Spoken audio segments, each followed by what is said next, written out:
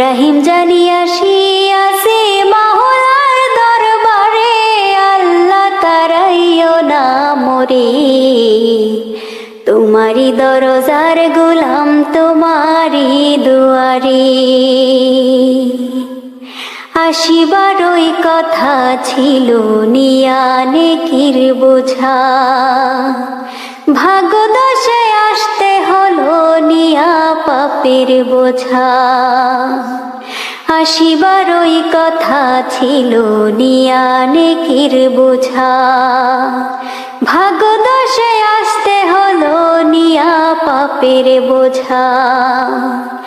আসামির ওই স্বীকারোক্তি ক্ষমা পাবার তরে, আল্লাহ তারাইও না মোরে।